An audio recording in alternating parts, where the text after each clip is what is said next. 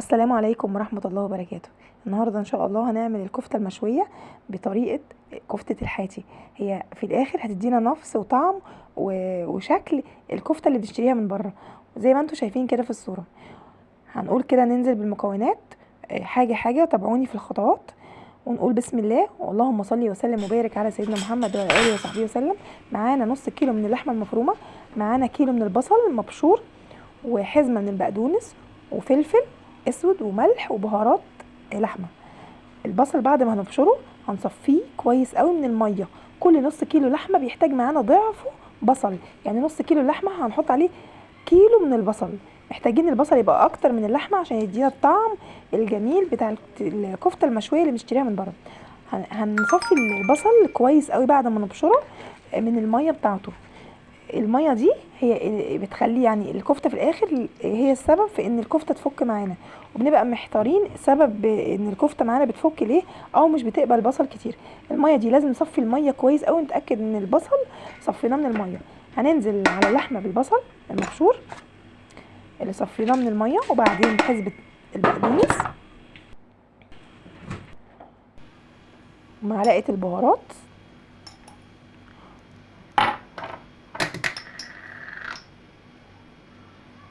ومعلقه الملح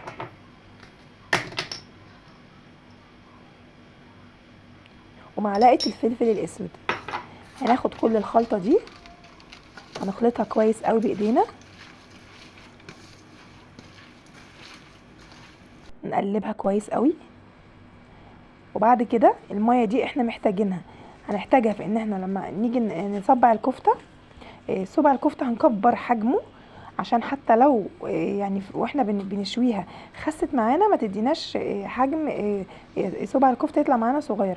هنصبع الكفته بالحجم الكبير اللي انتوا شايفينه ده. وكل صوبع واحنا بنعمله ايدينا هنبلها من ميه البصل.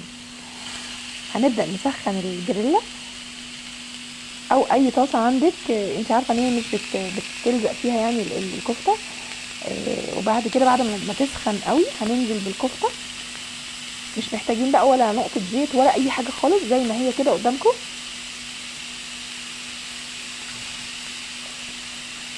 هنبدا نرص الكفته، رصينا صوابع الكفته كده جنب بعض زي ما انتم شايفين.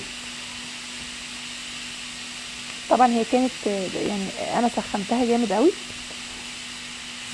عشان تاخد معايا ايه اللسعه كده، وابدا اقلبها. بس احنا مش هنستعجل في تقليبنا للكفته، هنسيبها بس الاول كده تنزل ميه البصل اللي فيها عشان تسويها.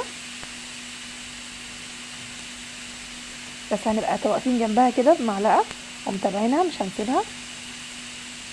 ممكن تغطيها بغطا وتوطي النار وتسيبيها شويه يعني ربع ساعه.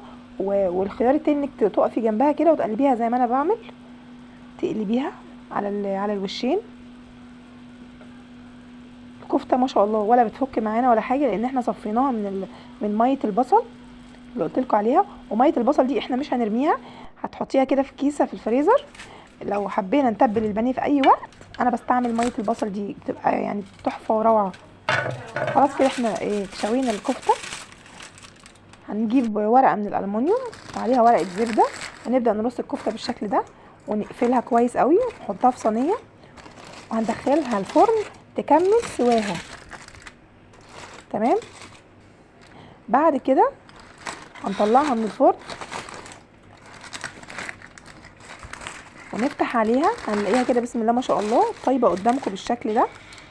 طبعا احنا دي مش نهايه يعني خطواتنا، لا احنا لسه هندخلها الفرن ونولع الشوايه عشان تدينا بقى ايه شكل الكفته المشويه اللي انتوا بتشتروها من بره بالظبط.